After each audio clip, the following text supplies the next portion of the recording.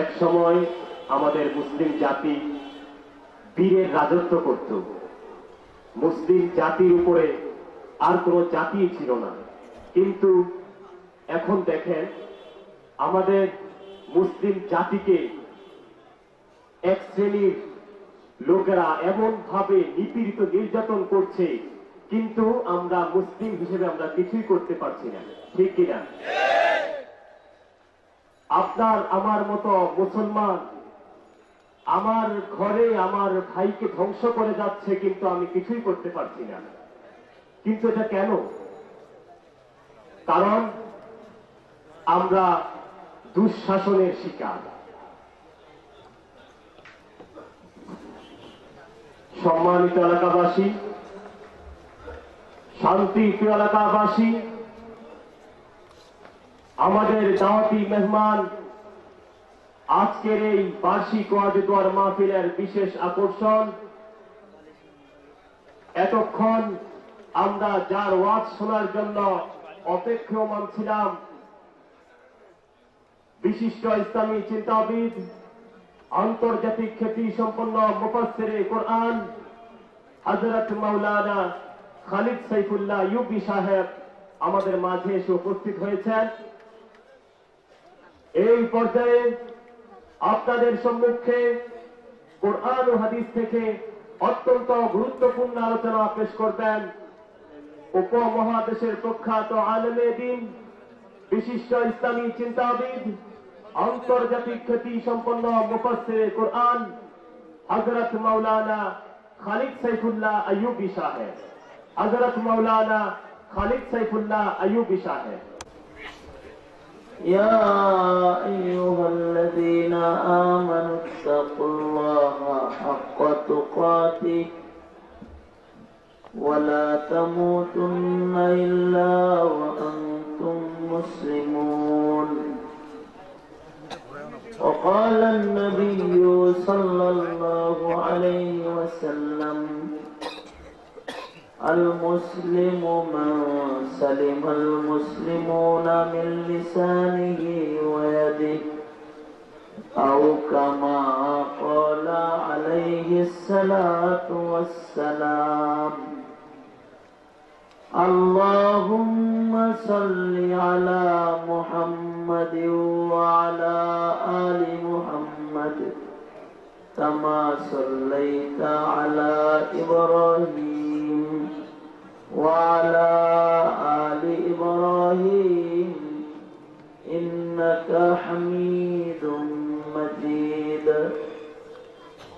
اللهم بارك على محمد وعلى آل محمد كما باركت على إبراهيم وعلى آل إبراهيم إنك حميد مجيد. بلغ العلا بكماله كشف الدجى بجماله حسنت جميع خصاله. صلوا عليه وآله. بلغ العلا بكماله كشف الدجى بجماله حسنت جميع خصاله. صلوا عليه وآله. الحمد لله. আয়োজিত মাহফিলের মোহতারাম সাদাত, মোহতারাম সভাপতি, উপস্থিত হযরত, বুজুর্গ, উলামায়ে কেরাম, সম্মুখপানে সমবেত দিন প্রিয়, ইসলাম প্রিয়, দিনদার ইমানদার মুমিন মুসলমান ভাইরা, বুড়া বাবারা, যুবক ভাইরা, পর্দার আড়ালের মা বোনেরা, বিশ্বজগতের মালিক, বিশ্ব প্রতিপালকের বিশ্ব দরবারে কালিমাত শুকর যে মহান রব্বুল আলামিন দয়া করে, মায়া করে, ভালোবেসে রহমতি বরকতি জান্নাতের টুকরা বাগানে উম্মতের উলামায়ে দ্বীনদের মজলিসে কোরআন ও হাদিসের আলোচনার মাহফিলে আল্লাহ পাক আসার বছর তৌফিক দান করছেন। এই জন্য মালিকের দরবারে শুকরিয়া আদায় করি, কালিমাত শুকর করি। জবান ছেড়ে ভক্তি ভরে সমস্বরে আওয়াজ করে সকলে মিলে বলুন আলহামদুলিল্লাহ। মুহতারাম হাজিরিন, যোগ্য বুজুর্গদের জবান থেকে পূর্ণ নসিহত যাবত পর্যন্ত আপনারা শুনে আসছেন। আমি আপনাদের সামনে মশহুর আয়াত, মশহুর হাদিস পেশ করেছি। এগুলোকে সামনে করে কিছু কথা বরকতের নিয়তে বলা, আল্লাহ পাক কিছু উপকারী কথা আলোচনা করার তৌফিক দান করেন। আপনারা বলুন আমিন। কোরআনে হাকিমে 88 জায়গায় আল্লাহ পাক আমাদেরকে ঈমানদার বলে ডাক দিয়েছেন। কত জায়গায়? এইরকম নসিবওয়ালা উম্মত আমরা সারা দুনিয়াতে আর কেউ ছিল না, যাদেরকে আল্লাহ পাক ঈমানদার বলে বলে ডেকেছেন। আমাদের পূর্বে যে সকল নবীর উম্মতগণ জমিনে অতিবাহিত হয়েছে, তাদের কাউকে আল্লাহ পাক মিসকিন বলে ডাক দিয়েছেন, ফকির বলে ডাক দিয়েছেন,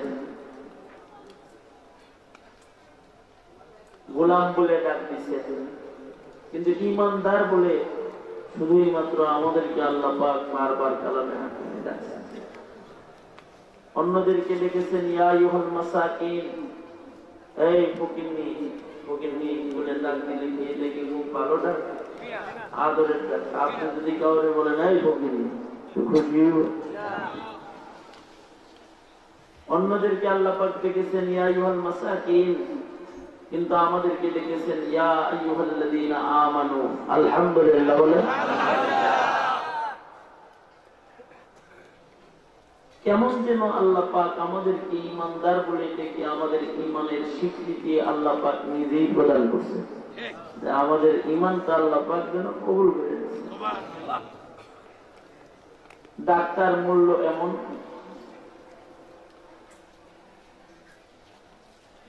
বাপ মা যদি তার সন্তানকে আব্বু আম্মু বলে ডাক দেয়, তাহলে পিতা পুত্রের এবং বাপ ও সন্তানের মহাব্বতটা যেমন ডাকের ভেতরেই সুস্পষ্ট হয়। আপনি যদি আপনার সন্তানকে আব্দুর রহমান বলে ডাক না দিয়ে যদি আব্বু বলে ডাক দেন, তাহলে সে বেশি খুশি হবে না? ডাকের ভেতরেও একটা ভালোবাসা আব্বু বলে ডাক দিলে প্রকাশ পায়। নিষ্পত্তি ডাক, পিতা পুত্রের সম্পর্কের ডাক। এবং কন্যাটাকে যদি খাদিজা, ফাতেমা বলে ডাক না দিয়ে যদি কেউ ডাক দেয় আম্মু, বাবা যদি তার কন্যারে আম্মু বলে ডাক দেয়, তাহলে যেমন ডাকের ভেতরে একটা মহব্বত প্রকাশ পায়। বাপ ও সন্তানের ভালোবাসা যেমন ডাকের ভেতরে ফুটে ওঠে, সুস্পষ্ট হয়। আল্লাহ পাক আমাদের মালিক, আমরা আল্লাহর গোলাম, আমরা বান্দা, আমাদের রব কি? আর জোরে আওয়াজ করে বলেন রব কি? জবান খুলে ডাক দেন ইয়া আল্লাহ। আরো জোরে করে আওয়াজ করে ডাক দেন ইয়া আল্লাহ।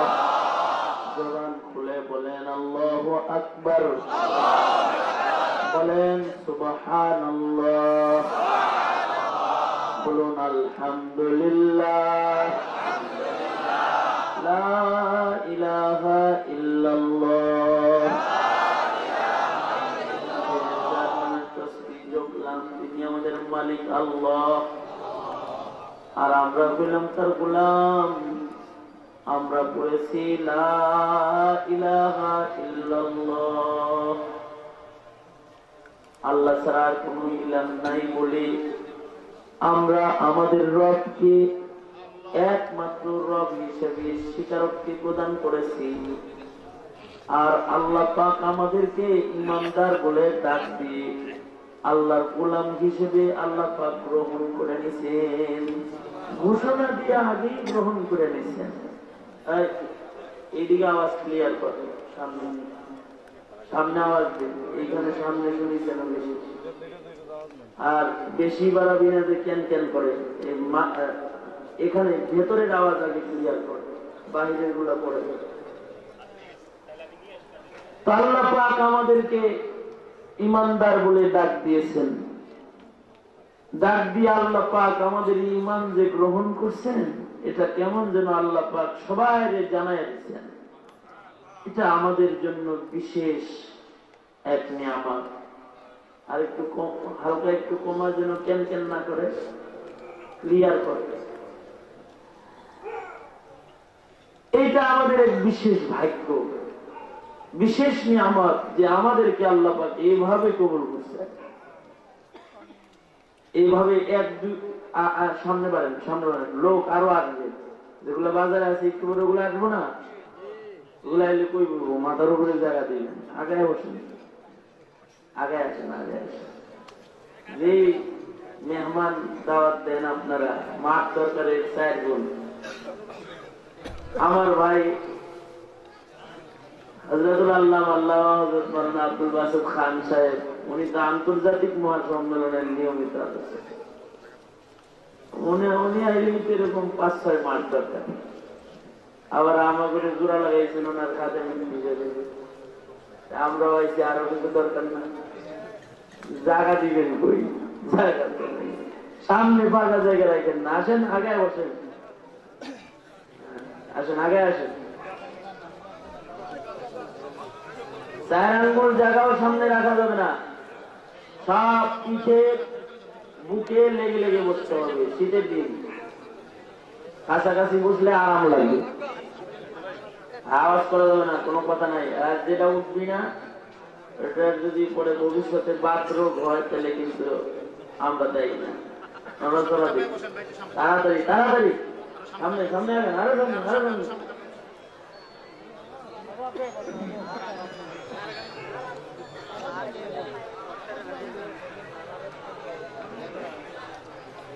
বসেন। আর যদি কেউ না আগায় তাহলে তারে 2-3 জনে ধরে একটু আগায় নিয়ে আসে, খেদমত করে আগায় বসে। দুটো হাত উপরে তোলেন, হ্যাঁ, আঙুল গুলো খুলে দেন, নাড়া চড়া দেন, এরকম করেন, এরকম। এটা তর্জমা শুনেন, দাঁড়ান দাঁড়ান, রাহেন রাহেন রাহেন, আস্তে আস্তে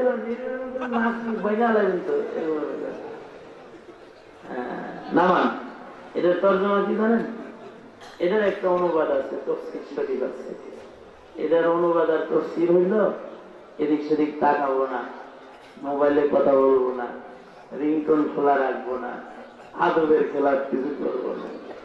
তর্জমা বুঝছেন? কি বুঝছেন? আবার যদি অন্যদিকে চান তাহলে কিন্তু অপমান করবো সবাই সামনে। আওয়াজ করে জোরে বলেন আলহামদুলিল্লাহ, আরো জোরে। আল্লাহ পাক আমাদেরকে ইমানদার বলে ডেকেছেন বারবার, এটা আমাদের খুশকিসমত। আমি যে আয়াতটা তেলাওয়াত করেছি, আয়াত আল্লাহ পাক ডেকেছেন, يا أيها الذين آمنوا اتقوا الله حق تقاته يا أيها الذين آمنوا। আল্লাহ পাক আমাদের ঈমানদার বলে ডাক দিয়েছেন। কেবল ওয়াদা করাইছি, কথা করেন না। এই স্টেজের কোনায় যায় কয় বুঝি নাই, আপনি মাইকের ভিতরে মোবাইলের কথা কি বুঝবেন? এনে মাইক চলতেছে না, মোবাইলের কথা বোঝা যাবে না তো। মোবাইলের রিংটোন অফ করেন, 1 মিনিট টাইম দিলাম, রিংটোন অফ করেন, রিংটোন অফ করেন।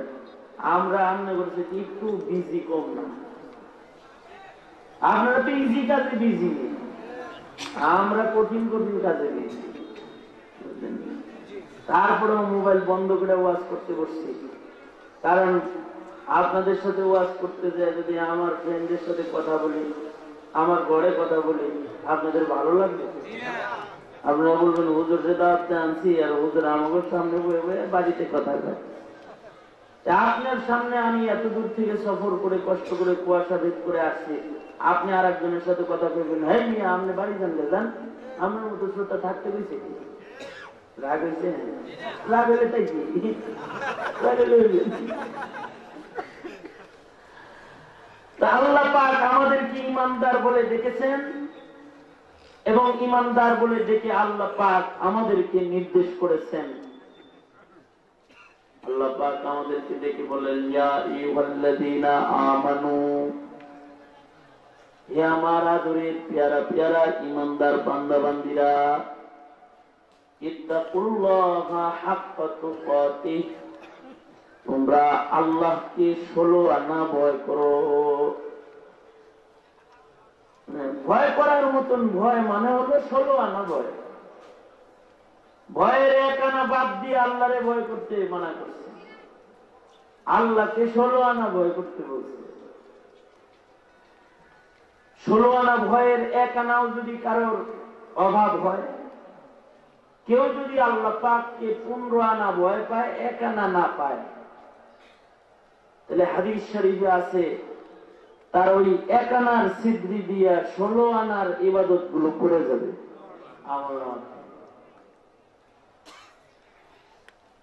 হযরত হুযায়ফা ইবনুল ইয়ামান রাদিয়াল্লাহু আনহু থেকে হাদিস রওয়ায়াত, তিনি বলেন আল্লাহর নবী একদিন বলতেছেন, হুযায়ফা জানো, মিজানের পালার কাছে এমন কিছু কপাল পোড়া দাঁড়াবে অভাগা, যাদের জিন্দেগিতে রাতের নামাজ রবে, যাদের দিনের রোজা রবে, যারা রাত কাটাইছে নামাজ পড়ে, যারা দিন কাটাইছে নফল রোজা করে,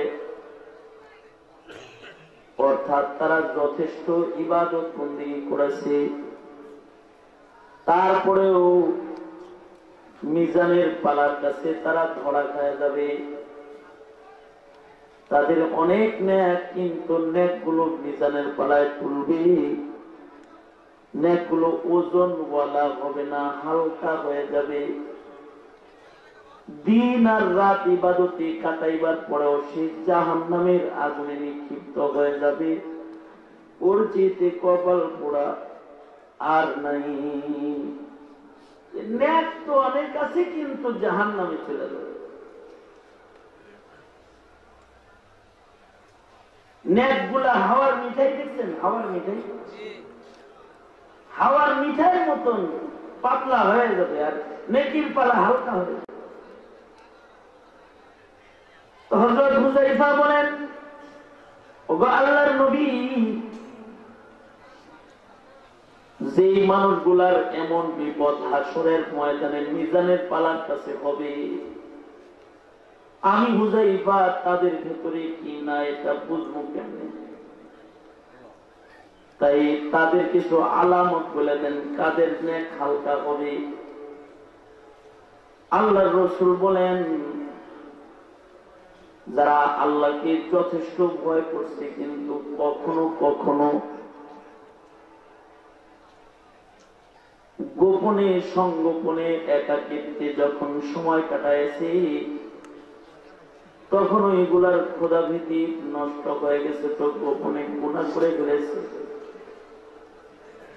গোপন গুনায় যারা অভ্যস্ত, একাকিত্বের গুনায় যারা অভ্যস্ত, ওই মানুষগুলার ইবাদত বন্দেগী তাদের উপকার করবে না। বহু ইবাদত করার পরেও মিজানের পালার কাছে ওই লোকগুলা ধরা খায়া যাবে। মানে গোপনে গুনাহ করে, মানুষের সামনে তো ইবাদত করে, মসজিদে ইবাদত করে, হজ করে, টুপি পরেও ঘুরে, পাগড়িও মাথায় দেয়, পাঞ্জাবিও আছে গায়ে, কিন্তু যখন একা হয়ে যায় তখন ইন্টারনেটে ঢুকে যায়, অথবা গোপনে গোপনে বিয়ানের লোকে আলাপ চলাও ঠিক আছে, গোপনে কিছু পাপাচারও তার চালু আছে।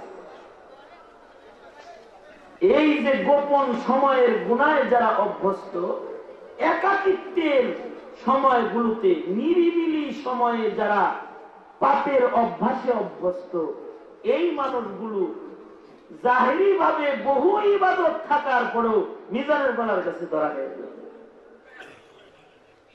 লিমা ইয়া রাসূলুল্লাহ, কেন তাদের এই হাল হবে ওগো আল্লাহর নবী? আল্লাহর নবী বলেন, তাদের গোপন সময়ের গুনাহগুলো তাদের অন্য সময়ের ইবাদতের রিয়ার সাক্ষী বহন করবে এবং গোপন সময়ের গুনাহগুলো বলবে, আল্লাহ এই ইবাদত যা করছে ওগুলো তো লোক সম্মুখে করছে, গোপনে এই যে আমার মতো গুনাহ করছে, যেহেতু গোপনে আমি গুনাহকে সম্পাদন করেছে, ওই ইবাদত যা করছে ওগুলো তোমার জন্য করছে না, ওগুলো মানুষের জন্য করছে। তখন ইবাদত তো তার অনেক হবে, কিন্তু ইবাদত গুলো রিয়া মামলার আসামি হয়ে যাবে, মানে লোক দেখানোর মামলার আসামি হয়ে যাবে। অনেকে আছে মুরব্বীদের সামনে খুব ভালো, কিন্তু নিরিবিলি যায় সিগারেট গাঁজা টান্দা দেয়, বাপ নাই গোপনে পাপাচার করে বেড়ায়, কাউরে বুঝতে দেয় না। প্রকাশ্যে নেককার যা করছে গোপন গুনার ছেত্রে দিয়া সব পড়ে যায়। আমাদের মুরব্বীরা বুঝাইতে যায়, কয় এক বালতি দুধ যেমন এক ফোঁটা চনার দ্বারায় নষ্ট ও বরবাদ হয়ে যায়, লম্বা সময়ের ইবাদত কখনো কখনো বান্দার অল্প গুনার কারণে ইবাদত গুলা ওরকম নষ্ট হয়ে যায়। কালামে হাকিমে আল্লাহ পাক বলেন যে গুনাহ মানুষের ইবাদতকে নষ্ট করে। এজন্য আল্লাহ পাক বলেন হাক্কা তুকাতি, মানে সরলতা ভয় করো। নামাজ পড়ি খালি এটা রাখি না, এটা পড়ি না, এই কিছু কিছু অভাব আছে, কিছু অভাব রাখতে মানা করছে আল্লাহ। উদাহরণস্বরূপ আমি বললাম দাঁড়িয়েই কাটি উঠবে, এই কবিরা গুণাটাই করি, আর কোনটা করি না। এই কবিরা গুণার ছিদ্র দিয়া বাকি মেঘ গুলোতে পড়ে যাবে। অথবা গোপনে যে গুণাগুলো করেছে ওই গুণাগুলোর কারণে প্রকাশের সব ইবাদত গুলোর উপরে রিয়ার সিল লেগে যাবে। এই জন্য আল্লাহরে 16 আনা ভয় করতে বলছেন, কয় না ইত্তাকুল্লাহা হাক্কা তুকাতি, নির্দেশ কার? আর আস্তে করে কোন কার? আমি আস্তে কোন আপনারা জোরে চিল্লায় বলেন কার? তিনি কে? মালিক কে? আল্লাহ। আল্লাহ পাক ডেকে বলে ইত্তাকুল্লাহা হাক্কা তুকাতি, ও বান্দা তুমি আল্লাহকে ভয় করার মতন ভয় করো, মানে 16 আনা ভয় করো। 1% ভয়ের যেন অভাব তোমার ইমানের না হয়। অন্যত্র হাদিসে আল্লাহর রাসূল বলেন ইত্তাকুল্লাহ বিকুল্লি কুলুবিকুম আহিব্বুল্লাহ বিকুল্লি কুলুবিকুম, আল্লাহ পাককে ভয় করো, আল্লাহকে মুহাব্বত করো, পূর্ণ হৃদয় জুড়ে আল্লাহকে ভালোবাসো। হৃদয়ের কোন কোনাতেও তুমি বান্দা আল্লাহর মুহাব্বত থেকে ফাঁকা রাখবা না। পুরা হৃদয় দিয়ে আল্লাহকে ধরো, পুরা হৃদয় দিয়ে আল্লাহকে ভয় করো, মুহাব্বত করো। তাইলে হবে কি? তাইলে তোমার গোপন গুনাহটাও হবে না, গোপনেও গুনাহ হবে না। এই জামানায় কম্পন বেশি, ভূমিকম্প বেশি, আযাব গজব বেশি। কারণ হলো ইবাদত কম, গুনাহ বেশি, এর মুসিবত বেশি। আগের জমানায় গোপনে গুনাহ করার মানুষও কম ছিল, আর এই জমানায় গোপনে গোপনে ইবাদত করার মানুষ নাই, প্রকাশ্যে গুনাহ করার মানুষও বাড়ছে, গোপনে ইবাদত করার লোক নাই। হ্যাঁ, ইল্লা মাশাআল্লাহ কিছু আল্লাহর বান্দা তো আছেই যাদের কারণে এখনো আকাশ খসা পড়া যায় না, অথবা জমিন চৌচির হয়ে ফেটে আমাদের পেটের ভিতরে নেয় না, এমন হয় না। কিছু আল্লাহর বান্দা পেয়ারা তো আছে যারা গোপনেও গুনাহ করে না। এদিকে তারা গোপনেও গুনাহ করে না, তারা চার দেয়ালের ভিতরেও গুনাহ করে না, মরুভূমিতেও গুনাহ করে। কিছু মানুষ আছে ইবাদত বন্দি করে, কিন্তু সুযোগ পাইলে পাপাচারের ভেতরে জড়ায় পড়ে। গোপনে অতি সংগোপনে যখন থাকে তখন কিছু গুনাহ করে, আর কেউ দেখতেছে না তো বলে। কিন্তু আল্লাহর কিছু কিছু বান্দা এমন আছে যারা ইত্তাকুল্লাহা হাক্কা তুকাতির মিসদাক ঈমানদার, আল্লাহ পাককে তারা হক আদায় করে ভয় করে, 16 আনাই আল্লাহ পাককে ভয় করে। এই মানুষগুলা যখন গোপনে হয়ে যায় তখন আরো তাদের প্রেম গাঢ় হয়ে যায়। তখন আল্লাহ পাককে ডেকে ডেকে বলে, ও মালিক, এই জায়গায় তুমি আর আমি ছাড়া আর কেউ নেই। তুমি তো জানো আমার এই কয়েকটা গুনাহ আছে, তুমি তো জানো আমি বান্দা দুর্বল। মালিক রে, আমার দুর্বলতা মানুষের কাছে ফাঁস করে ফেরেশতাদের দেখায়া আমাকে লজ্জা দিও না। তোমার সাথে গোপনে বলতেছি, তুমি আমার জিন্দগির সব গুনাহগুলো মাফ করে দাও। তোমার প্যারার দপ্তরে তুমি আমার নাম উঠায় লও। আল্লাহু আকবার। গোপনে তারা আল্লাহকে এরকম করে।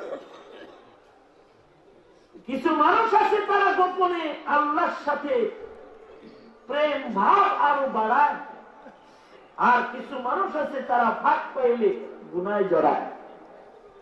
তাদের ব্যাপারে আল্লাহ পাকের নির্দেশ, একাও মাইনাস ভয় যেন না থাকে।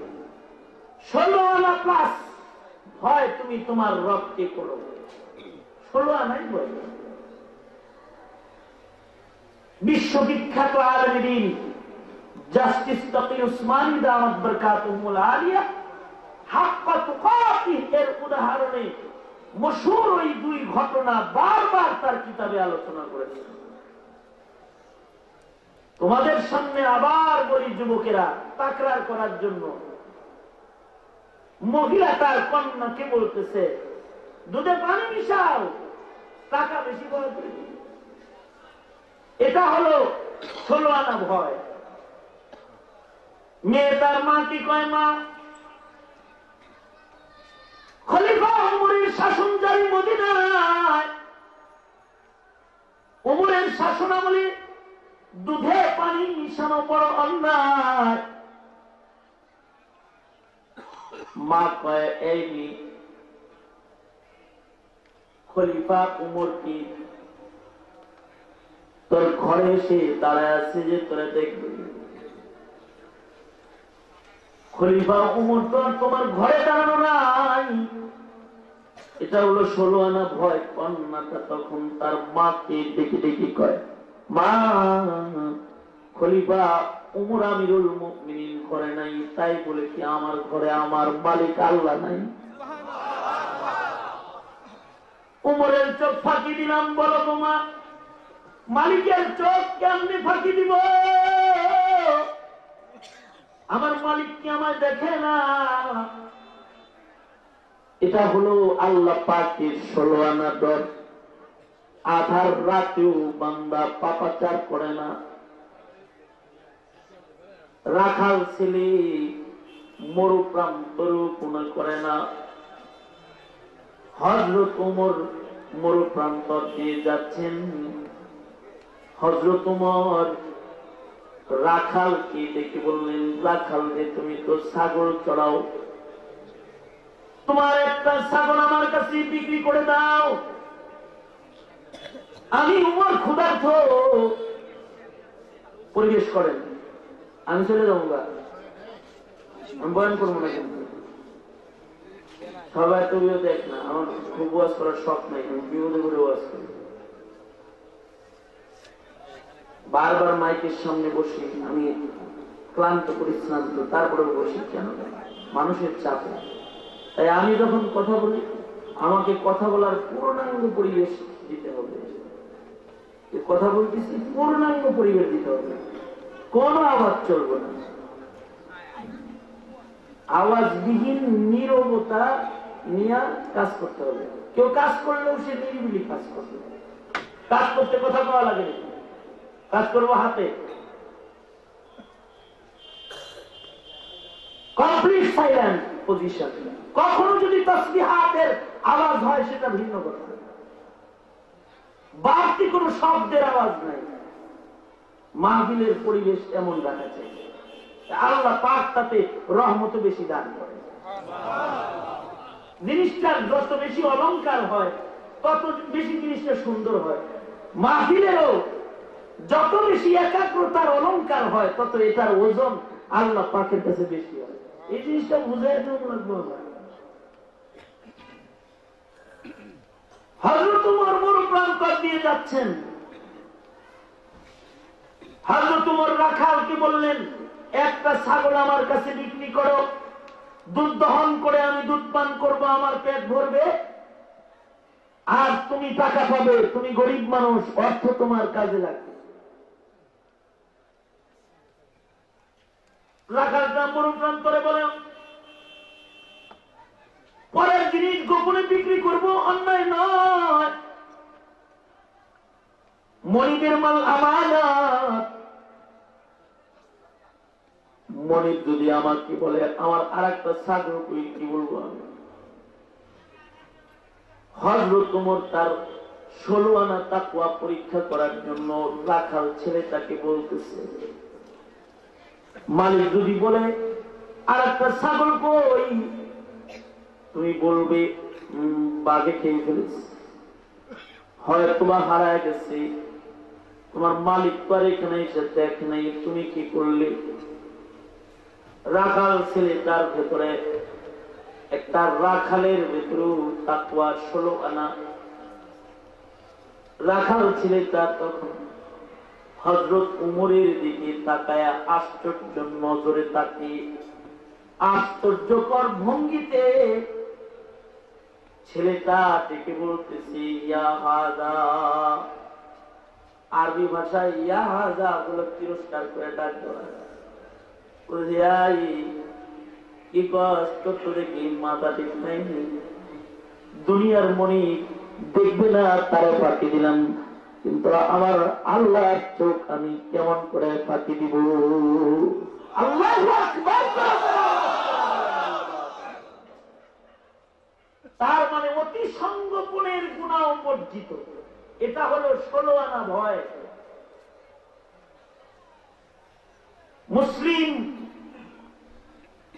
মুসলমানদের জমিন এখন প্রকাশ্যের গুনাহে জর্জরিত। প্রকাশ্যের ইবাদত যতটুকু হয় তার চেয়ে প্রকাশ্যের পাপাচার বেশি। গোপন ইবাদত তো নাই, গোপন গুনার তো কোনো হিসাব নাই। লটারি বিক্রি করতেছে হাউজে, প্রকাশ্যে প্রতিযোগিতা করে এমপি শেল্টারে, মন্ত্রী শেল্টারে জুয়া আর গানের আসে। মন্ত্রী শেল্টারে শুধু কি মন্ত্রী শেল্টার না, আর মন্ত্রী আর এমপি আয়া নাচবো। মমতা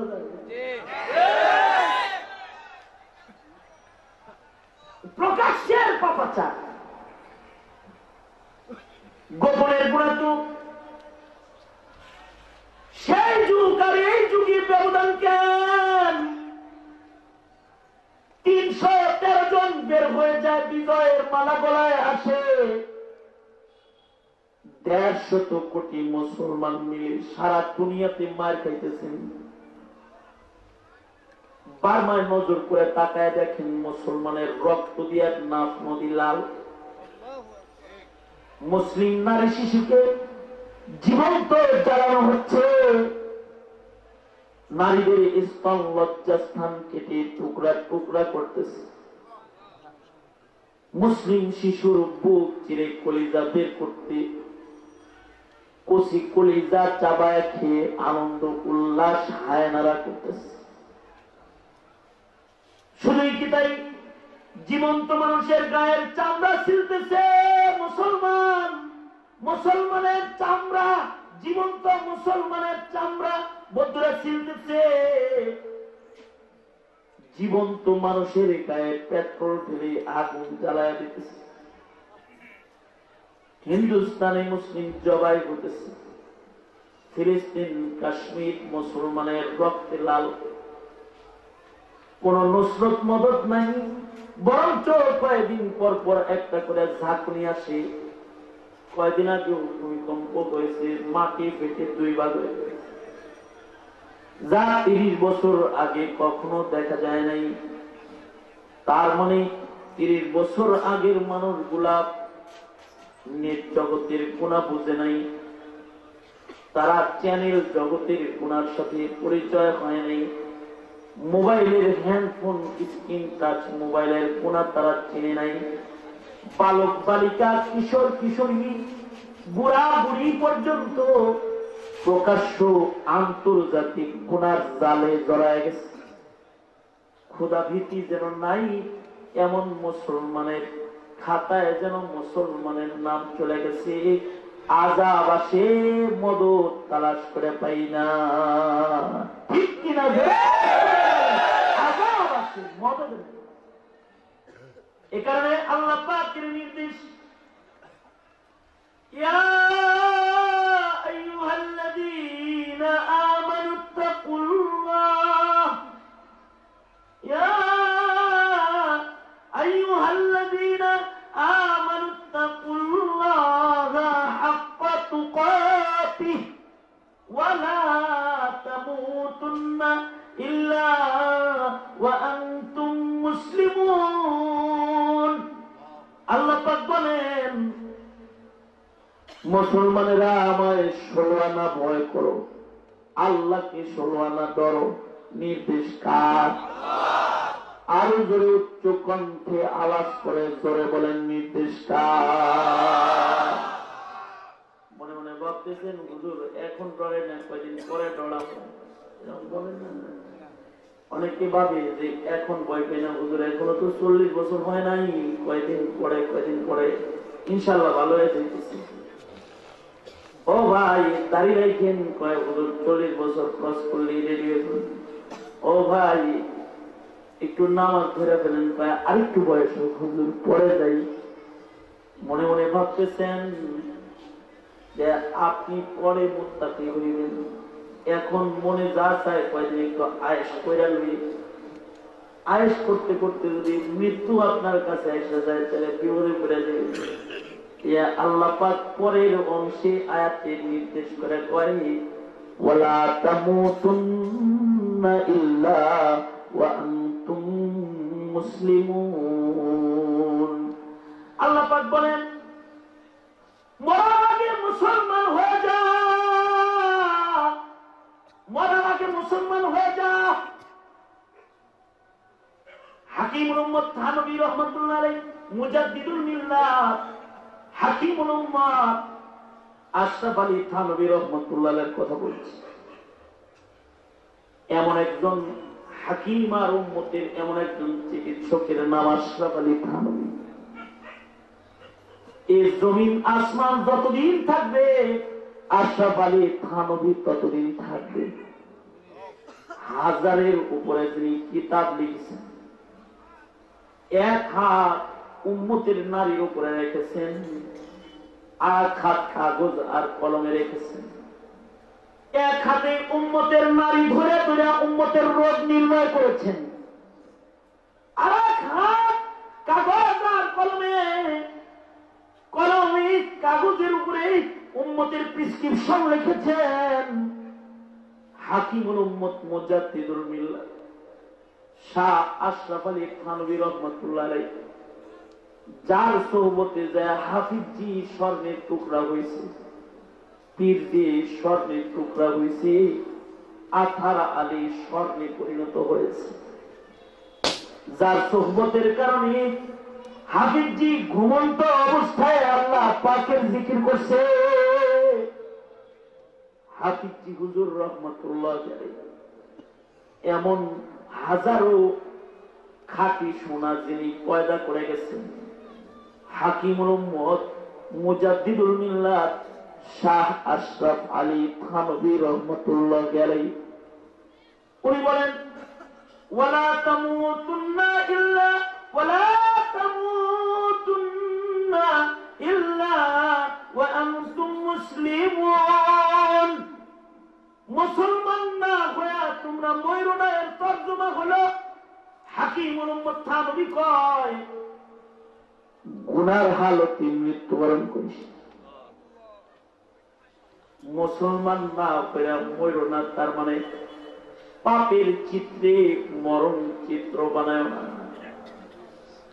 গুনাহ করার অবস্থায় যেন মৃত্যু তোমাকে ধরে না থাকে। কারণ হলো গুনার হালতে যদি কারোর মরণ হয়, পাপের হালতে যদি কারোর মরণ হয়, ইসলামের সীমানার বাইরে দাঁড়ায় সে মারা গেছে। মদের বোতল হাতে মরেছে, তার মানে দায়রায় ইসলামের বাইরে তার মৃত্যু হয়েছে। বেপরদা অবস্থায় মরছে, তার মানে ইসলামী শরীয়তের বাউন্ডারির বাইরে তার মরণ হয়েছে। ইসলামের কাটা তারের বেড়ার বাইরে মরণ, তার যে গুনার হালতে মরছে, পাপের হালতে যে মারা গেছে, সে ইসলামের বাইরে যায় মরছে। আর ইবাদত করতে করতে যে মরছে, সে মুসলমান হিসেবে মরছে। খাতেমা বিল খায়ের যার হয়েছে, আল্লাহর নবী হাদিসে পাকে বলেন ও ইসলামের ভিতরে মারা গেছে, মরার সাথে সাথে আল্লাহর কাছে গেছে। আল্লাহু আকবার, আল্লাহু আকবার। ইবাদতের হালতে মরণ। তোমার গুনাহ যে রানিং পজিশন, তার মানে তুমি তোমার মরণের লগে কি কোনো কন্ট্রাক্ট করছো যে পরে আইতেছে? আজরাইল কোনো খবর দিছে? তাহলে তুমি যে তোমার জীবনের সময় গুনাহে নষ্ট করে আকস্মিক মরণের মুলাকাতের দিকে যাচ্ছ, কোন আশায়? কই মরতে চাও? দোজখী কাতারে নাকি জান্নাতি কাতারে? জান্নাতীদের কাতারে যদি তোমার মওত কামনা করো তো কমপ্লিট সারেন্ডার পজিশন, কমপ্লিট মুসলমান হয়ে কদম কদম সেকেন্ড সেকেন্ড চলবা। এক সেকেন্ডও গুনাহ করতে পারবা না, এক সেকেন্ডও গুনাহ করতে পারবা না। মুসলমান হয়ে যদি মরতে চাও, আর তুমি যে ভাবতেছ যে কয়দিন পরে মুসলমান হইবা, হায়াত তো খুব লম্বা হায়াত পাইছো না। যুব সমাজ তোমরা যারা আছো, যারা যৌবনের তরঙ্গ নিয়া পাপাচার জগতে ঘোরাফেরা করো কিন্তু ইবাদতের জগতে এখনো চেনো না, তোমরা যারা কবে মুসলমান হবে, হায়াত তো তোমার খুব লম্বা না। কারণ হাদিস শরীফে আছে এই উম্মতের হায়াত 60 থেকে 70, ম্যাক্সিমাম। মিনিমাম অল্প কিছু মানুষ আছে যারা এর উপরেও বাঁচে, নিচেও মরে, কিন্তু গড় হায়াত হলো 60 থেকে 70 বছর। এটা গড় হায়াত। নবীর হায়াত যেমন উম্মতের হায়াত তেমন, আমগুর নবীর হায়াত ছিল 63 বছর, আবু বকরের হায়াত 63, উমরের হায়াত 63, হযরত আলীর হায়াত 63। নবীর হায়াত যেমন উম্মতের হায়াত তেমন। হ্যাঁ, এক একজন বেশি। সালমান ফারসি লম্বা হায়াত পেয়েছে, এক একজন আছে, কিন্তু উম্মতের গড় হায়াত 60 থেকে 70। সরওয়ারে দু আলম নবী বলছেন তোমার আমার আগের উম্মত যারা ছিল তাদের হায়াত কিন্তু লম্বা ছিল। যেমন নূহ আলাইহিস সালাতু ওয়াস সালাম 950 বছর শুধু দাওয়াতি মিশন চালু রেখেছেন। 40 বছর বয়সে তিনি নবুয়ত পেয়েছেন। প্লাবনের পরেও তিনি 60 বছর বেঁচে ছিলেন। তার মানে 1050 বছর হায়াত পয়গম্বর নূহ পেয়েছেন। নূহ নবীর হায়াত যেমন, নূহ নবীর উম্মতের হায়াত তেমন। এক মহিলা এসে বলে, পয়গম্বর সন্তানগুলো অকালে মরে যায়, ওগুলা যেন বাচ্চা থাকে, একটু দোয়া করেন। পয়গম্বর বলে, যেগুলা মরছে কিরম বয়সে মারা গেছে? একজন মরছে 40 বছর বয়সে, 400 বছরে, আর একজন 300 বছর, আর একজন 200-250 বছরে। এগুলো অকাল মত, অকাল মতের ফিরিস্তি। মহিলায় কয় অকাল মৃত্যু হয়েছে সন্তানের। পয়গম্বর বলে কত বছরের মত হয়েছে? 400 বছর, 300 বছর, 200 বছর। 400, 300, 200 বছর বয়স হলো অকাল মৃত্যু। আমাদের অকাল মৃত্যু ওই এই মরছে, এটা অকাল মৃত্যু। ওইটা হলো অকাল মৃত্যু 200, 300, 400 বছর। পয়গম্বর আশ্চর্য হয়ে বলে, কি বললে তুমি? এটারে অকাল মত বললে? জানো তুমি দুনিয়াতে এমন একদল উম্মত আসবে যারা আসবে সবার পরে, কিন্তু তারা জান্নাতে ঢুকবে সবার আগে, কিন্তু তাদের হায়াত হবে মাত্র 60 থেকে 70। উম্মতে মুহাম্মদীর দপ্তরে যাদের নাম যাবে, হায়াত ছোট হবে কিন্তু উম্মত দামি হবে। মহিলা তো এই কথা শুনি না, আশ্চর্য হয়ে গেছে। হ্যাঁ, কি বলেন? 60 থেকে 70 বছর হায়াত করে। আচ্ছা পয়গম্বর, এই হায়াত পায় কি বিয়ে শাদী করবে? ক্ষেত চাষ করবে? চাকরি বাকরিও করবে? অন্য কামও করবে? মহিলা তো আর এই উম্মতের চিত্র জানে না যে এরা কি করবে।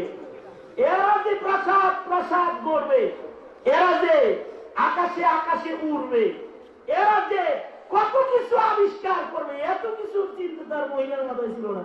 মহিলার মাথায় আছে হলো হাসরের ময়দানে এমন বান্দাও মিজানের পালায় দাঁড়াবে যে 500 বছর বেরিয়া ইবাদত নিয়ে আল্লাহর কাছে হাজির হবে। সুবহানাল্লাহ বললেন না? কারণ আমার বছর ইবাদত আছে। একজনে বললেন আর একজনে বললেন এই সব ফেরত দিলাম। একসাথে একযোগে চিৎকার করে বলেন সুবহানাল্লাহ।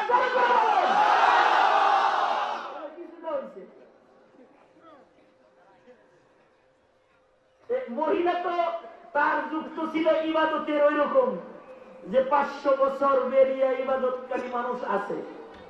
সূরা ফাতিহা পড়ে নামাজ নামিয়া অনেকে আছে, এখানেও অনেকে আছে।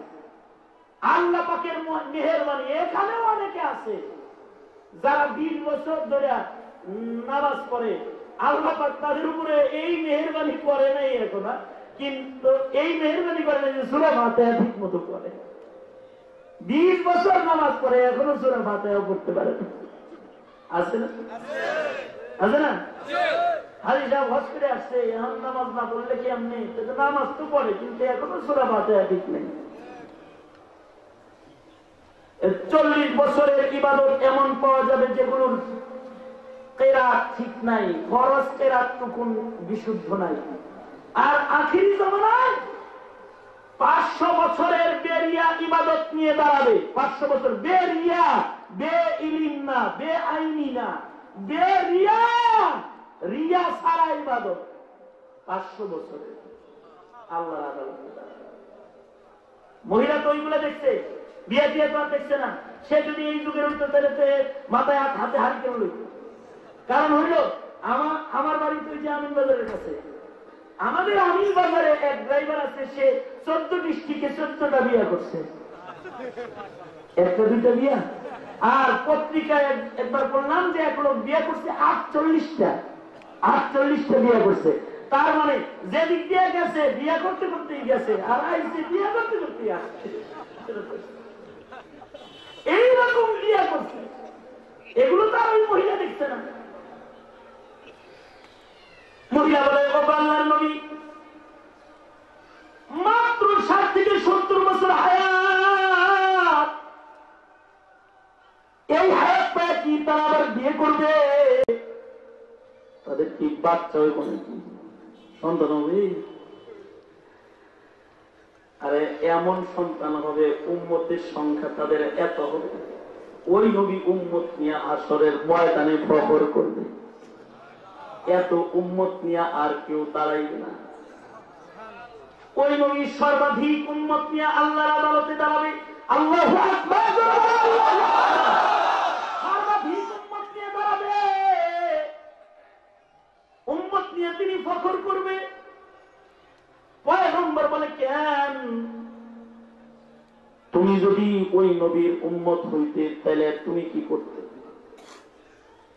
সুবহানাল্লাহ বলার লেগে রেডিওয়ে বসে থাকি, রেডিওয়ে বসে নাকি, রেডিও নাকি মহিলা বলতেছে, আমি যদি ওই নবীর উম্মত হইতাম যাদের হায়াত মাত্র 60 থেকে 70 বছর, তাইলে আমি এই 60 বছরের জন্য 70 বছরের জন্য এমন একটা সেজদা দিতাম, এক সেজদায় 60 বছর পার করে দিতাম, মাথা তুলতাম। কারণ হায়াত হলো মাত্র 60, এর থেকেও যদি কিছুদিন বাদ হয়ে যায় তাহলে কি নিয়ে আল্লাহর কাছে দাঁড়াবো? আর তুমি মিয়া টোটো কোম্পানি গ্রুপের চেয়ারম্যান হয়েছ, হ্যাঁ? টোটো কোম্পানি গ্রুপ মানে খালি ঘুরে বেড়াও, এটা একটা কোম্পানি। তোমার 60টা বছর হয়ে গেল, 50 বছর বৃদ্ধ হয়ে গেছে, এরপরেও খালি কলব মারে আর খালি 30 বছরের সাজে সাজে, আর সব কামে তারে পাওয়া যায়। মানে 60 বছরে 60টা মনে করেন 31 নাই, 60টা বছর পরন সাল, বাংলা সাল পহেলা বৈশাখ। 60 বছরে 60টা 31 নাই, 60টা পহেলা বৈশাখ, 60টা মনে করেন 21 ডিসেম্বরের বালাবালি, 16 ডিসেম্বরের নাচানাচি, পহেলা বৈশাখের পান্তা আর ইলিশ খাইতে খাইতে, নেতার জন্মদিন, নেত্রীর মৃত্যুদিন, নেতার মৃত্যুবার্ষিকী, নেত্রীর জন্মবার্ষিকী, এগুলো পালন করতে করতে তুমি তো সব পুরাইতেছো। আসলে কি লুটাটা লয়ে যাইবা নাকি? লুটা লয়ে যাইবা, এবার তো পাবে তুমি। রাগ হওয়ার কিছু নাকি, রাগ হওয়ার। এই যে জীবনের সময়গুলো এভাবে চলে গেল, হাসরে আল্লাহ আদালতে নিবাটা কি তুমি? এই মুসলমান তুমি কবে হবে? আজরাইল তো কখন তোমার কাছে আসবে এটা জানা নাই, যে কোনো সময় আসতে পারে। তাই ফুল টাইম তুমি মুসলমান হয়েই বসবাস করো। তোমার সাথে আজরাইলের সাক্ষাৎ যেন পাপের চিত্রে না হয়, পাপের হালতে না হয়। খাতিমাতুল খায়রের চিত্র তুমি তোমার জন্য করো। এটা হলো ওয়ালা তামুতুন্না ইল্লা ওয়া আনতুম মুসলিমুন। তুমি ইবাদত করতে করতে মরো।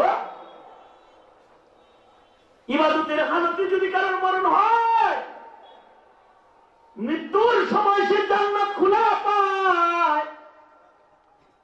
কেউ কেউ আছে তাদের আল্লাহ পাক নিজের জান্নাতের দরজায় তারা ডাক দেয়।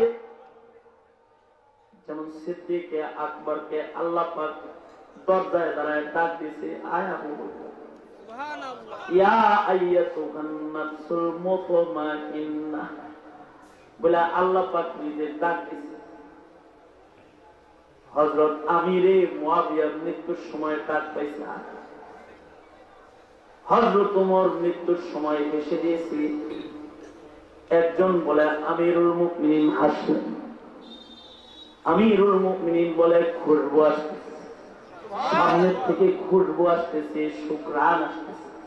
তার মানে জান্নাতের ঘ্রাণ নাকে পাইছে। মরণটা যে মুসলমানের মরণ, কারোর কারোর মরণ হলো নাস্তিকের কলেজে মরণ, মুরতাদের কলেজে মরণ, দেওয়ালের কলেজে মরণ, সারার রঙে মরণ, বেনামাজি হালতে মরণ, বেপরদা সুন্নতবিহীন মরণ, বিদআত শিরকের ভিতরে মরণ। আল্লাহ কয় ওয়ালা তামুতুন্না ইল্লা ওয়া আনতুম মুসলিমুন। মুসলমান হয়ে মরো, ইবাদতেও মুসলমান, চরিত্রেও মুসলমান, ইবাদতেও মুসলমান। ইবাদতে মুসলমান কারা? যাদের ইবাদতের মায়া দরদ আছে, তারা ইবাদতে মুসলমান। দুনিয়ার মায়া ওলা যারা, তারা হলো কাল আনাম। আর ইবাদতের মায়াওয়ালা যারা, তারা হলো আল্লাহ পাকের মেহমান। ইবাদতের মায়াওয়ালা যারা, তারা আনআম নয়, তারা মেহমান, জান্নাতের মেহমান। আর দুনিয়ার মায়াওয়ালা যারা তারা হলো কাল আনআম। কিছু মানুষের হায়াত হাইওয়ানি, আর কিছু মানুষের হায়াত হায়াতে ইমানি। কিছু মানুষ পশু পাখির মতো যা মনে চায় তাই করে হায়াত কাটায়, গাছতলায়, বেলতলায়, তালতলায়, জেনাবে বিচারে জড়ায়, রাজপথে পাপাচারে জড়ায়, হাইওয়ান শাহওয়ানি জিন্দগি। আর দুনিয়ার মায়া মোহাব্বতের জিন্দগিকে আলিঙ্গন করেছে। আর কিছু আছে মুসল্লার জিন্দগিকে আলিঙ্গন করেছে, জিক্রুল্লাহর জিন্দগিকে আলিঙ্গন করেছে, তিলাওয়াতুল কোরআনের জিন্দগিকে আলিঙ্গন করেছে। কিছু আছে শরীয়তের পাবন্দ, তার জিন্দগি টোটাল, তার জিন্দগি হয়ে গেছে বন্দেগি। জীবনের যেই কাজটা করে ওইটাই বন্দেগি বানায়, ইবাদত বানায়। মাসাইলের দিক দিয়ে সে মুসলমান, শুধু মাসাইলের মুসলমান না, সে চরিত্রেরও মুসলমান।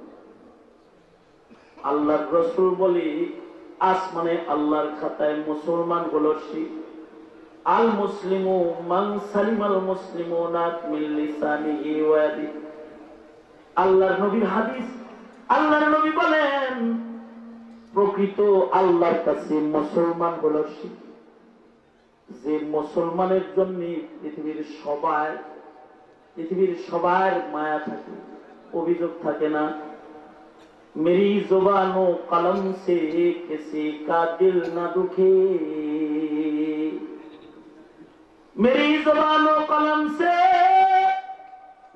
जुबानों कलम से किसी का दिल न दुखे, किसी को शिकवा न हो जेर आसमां मुझसे, किसी को शिकवा न हो जेर आसमां मुझसे। এমন একজন মুসলমান যেই মুসলমানের উপরে কোন মুসলমানের অভিযোগ নাই তো নাই, আর কোন কাফেরের অভিযোগ নাই, কাফেরের অভিযোগ নাই। এমন মুসলমান, তার জন্য হিন্দু কান্দে, তার জন্য বৌদ্ধ কান্দে। কিছু মুসলমানকে আমরাও দেখেছি যাদের জন্য হিন্দু কান্দে, যেমন ইউসুফ নিজামী রহমতুল্লাহ আলাইহি দেখেছি, বগুড়ার জামিল মাদ্রাসার প্রিন্সিপাল ছিলেন। ওনার মৃত্যুর পরে হিন্দুরা সারি সারি দাঁড়ায় দাঁড়ায় কাঁদছে। আজও ওনার কবরের পারে দাঁড়ায় বহু হিন্দুকে কাঁদতে দেখা যায়। নাগপুরের হযরত রহমতুল্লাহ আলাইহির কবরের পারে বৌদ্ধকে দাঁড়ায় নিজের চোখে কাঁদতে দেখেছি। জিজ্ঞাসা করেছি কান্দ কেন? বাপ দাদার মুখে প্রশংসা শুনেছি উনি একজন মানুষ ছিলেন। আজ ওই মানুষটার জন্য কান্দে, কারণ হলো মুসলমান তো এমন, মাদ্রাসার সাথে বৌদ্ধদের থাকার জায়গা আছে, বৌদ্ধরা যেন আরামে ল্যাপের নিচে কম্বল গায়ে ঘুমাইতেছে, এটা হলো মুসলমান। আর হাইওয়ানি হলো তারা যাদের অস্ত্রের মুখে মুসলমানের জীবন যাইতেছে। মুসলমানও কেউ কেউ এমন হাইওয়ান হয়েছে। রাজনীতি করা ভালো কথা, কিন্তু গণতন্ত্রের জালে আটকা পড়ে মুসলমান হয়ে মুসলমানের রক্ত নিয়ে খেলতেছ।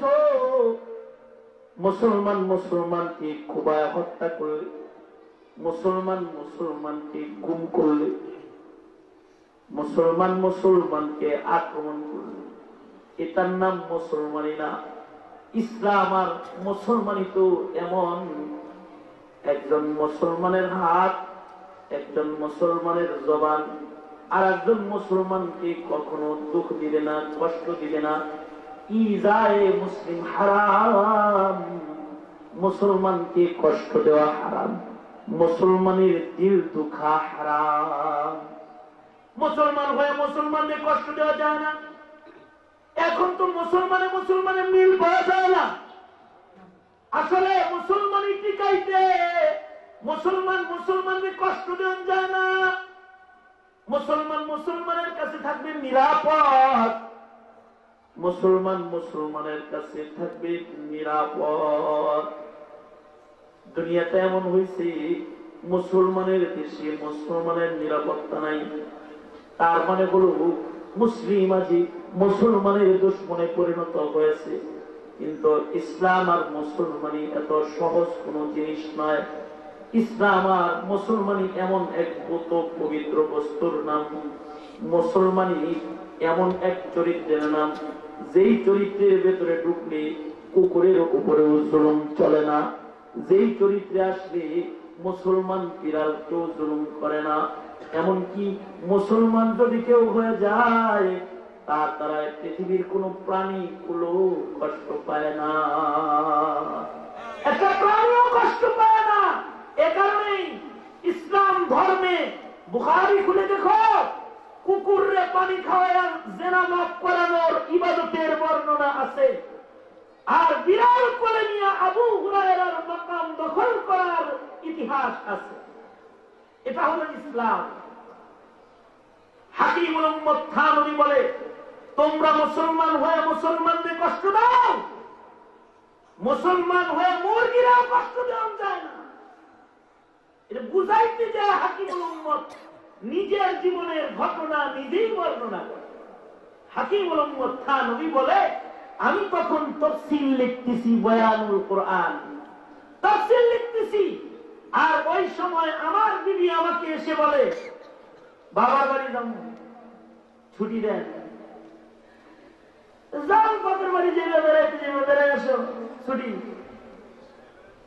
বাপের বাড়ি ছুটি দিলাম, আর আমার বিবি আমাকে মুরগির সাথে দিল। বিবি বলল, প্রতিদিন সকাল 9টার সময় আমি কটা মুরগি পালি, ওইগুলোর খানা খাওয়াই। যে কয়দিন না আসে সকাল 9টার সময় আপনি খাওয়াইবেন। এটা একটা কাজ হলো নাকি? ঠিক আছে, দায়িত্বটা আমি পালন করবো, যাও তুমি নিরাপদে চলে যাও, কোনো টেনশন করো না। মুরগি খাওয়ানোর দায়িত্ব নিয়ে বিবিরে তো বিদায় দিছি, কিন্তু কাম তো পেঁচ লাগিয়েছে। কেমনি পেঁচ লাগছে? প্রতিনিয়ত যে কাজটা মানুষ করে ওটার কথা স্মরণ থাকে, যে কাজটা হঠাৎ করে মাথায় যাবে ওটা ভুলে যায়। হযরত থানভী বলেন, তাফসীর লিখতেছি তো, ইশরাকের নামাজ পড়ে তাফসীর লিখতে বসছি, কোরআনের প্রেমের সাগরে ডুবে গেছি। 1 ঘন্টা 2 ঘন্টা 7টা 8টা 9টা 10টা 11টা 12টা বেজে গেছে, কোনো খবর নাই। 11টা 12টা যখন বাজছে, হযরত থানভী বলেন, মনে হইল যেন মদিনার সাথে যে একটা কানেকশন ছিল, কলম দিয়ে যে লেখাগুলো আসতেছিল, মনে হইল যেন কে যেন তালা মেরে দিচ্ছে। লাইন বন্ধ হয়ে গেছে, কাগজ কলম হাতে আছে কিন্তু কিছু আসে না, লেখার যোগ্যতা হারায় গেছে। মদিনার কানেকশন ডিসকানেক্ট হয়ে গেছে, আর কিছু লিখতে পারতেছি না, কোন শব্দ কলমের আগে আসে না। হযরত থানভী বলেন, পেরেশান হয়ে গেলাম, কেন রে কলম বন্ধ হয়ে গেল? নাকি কোনো কবিরা গুনাহ আবার করে ফেলেছে? হযরত থানভী বলে, ফিকির করলাম, কাগজ কলম ছেড়ে দিলাম, চিন্তা করতে লাগলাম কি গুনাহ করেছি। হঠাৎ করে স্মরণ হইছে, হায় হায়, 9টার সময় মোরগ মুরগিকে খাবার দেওয়ার কথা। এক দৌড়ে নিচতলা থেকে উপরে উঠেছে, মাটির নিচের ঘরে বসে হযরত থানভী কিতাব লিখতেন। লাফ দিয়ে তিনি দোতলায় এসেছেন। উপরে এসে দেখে যেই জায়গাটায় মুরগিগুলাকে তার বিবি খানা খাওয়ায়, মুরগিগুলা জড়ো হয়ে খাবারের অপেক্ষায় তীর্থের কাকের মতন তাকায় রয়েছে আর অপেক্ষা করতেছে। চিত্রটা দেখা চোখে পানি এসে গেছে। দৌড় দিয়া ঘরে ঢুইকা হযরত থানভী তাড়াতাড়ি করে চাল নিয়ে আসছে, মুরগির খাবার দিছে। যতক্ষণ মরক মুরগিগুলা খেয়েছে, হযরত থানভী বসে বসে এগুলো বিতরণ করেছে। আনন্দ উৎফুল্ল চিত্তে মুরগিগুলা খাবার খেয়ে তৃপ্ত হয়েছে, যার যার মতো গর্দান ঝাঁকি দিছে, পেটটা ভরে গেছে। হযরত থানভী হাকিমুল উম্মত এর নাম, হযরত নবী মরদ মুরগির সামনে করজোর করে এমন করে দাঁড়ায়, তোরা আল্লাহর মাখলুক, তোদের খানার থেকে বিরত রেখে আমি কষ্ট দিয়েছি, তোদের কষ্ট দিয়া আমার লাইন বন্ধ হয়ে গেছে, কলম দিয়ে কিছু লিখতে আমি পারি না, তোরা আমারে মাফ করে দিবি। খেদমত করে খানা খাওয়ায় মাখলুক গুলোকে বিদায় করে দিয়েছে। হযরত নবী বলে, এবার আবার যা নিচের করে যা কাগজ আর কলম হাতে লইছি, মনে হয় যেন মদিনার সাথে আমার লাইন লাগে গেছে। আর খালি কোরআনের ব্যাখ্যা বের হয়। এই কারণেই রাসূল কয় যে ইরহামু মান ফিল আরদি ইয়ারহামুকুম মান ফিস সামা, জমিনের উপরে যারা আছে তাদের উপরে রহম করো, আসমানের মালিক আল্লাহ তোমার উপরে রহম করবে। ইসলাম হলো এমন একটা ধর্মের নাম, মুসলমান হলো এমন একটা জাতির নাম, মুসলিম হলো এমন একদল আবেদের নাম, যাদের দ্বারায় মানুষ নির্যাতন তো দূরের কথা, পশু পাখির নির্যাতন আল্লাহ পাক কামনা করে না। আল্লাহু আকবার।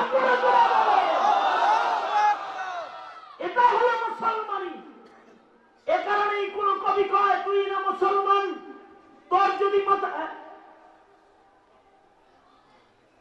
তুই না মুসলমান, তোর যদি মাথা খারাপ হয় তাহলে মদ খা, তোর যদি মাথা খারাপ হয় তাহলে যা মূর্তির ঘরে শুয়ে থাক, তোর যদি মাথা খারাপ হয় তাহলে কোরআন শরীফের কালিতে আগুন লাগা, তোর যদি মাথা খারাপ হয় বাইতুল্লাহ ভেঙে দিয়ে সাবধান, মানুষ জ্বালাবি না, মানুষ কষ্ট দিবি না, মুমিনদের কষ্ট দিবি না।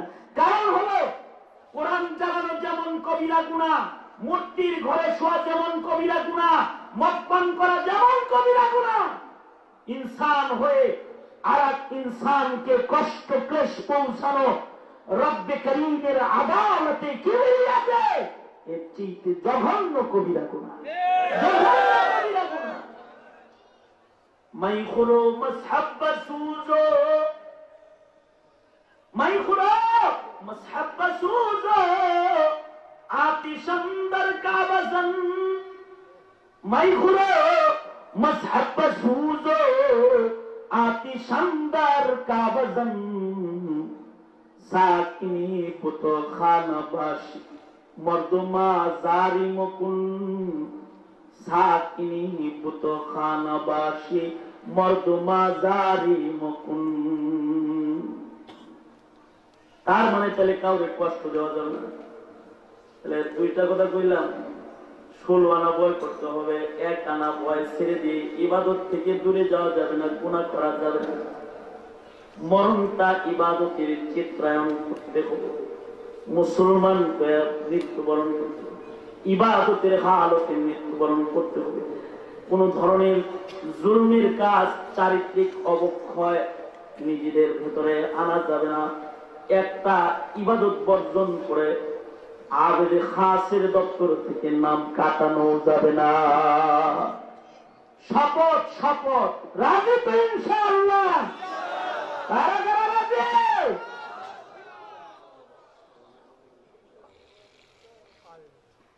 কারো কষ্ট যেমন না, ইনশাআল্লাহ করবে, ইনশাআল্লাহ তো নামাজ পড়বে, ইনশাআল্লাহ জোরে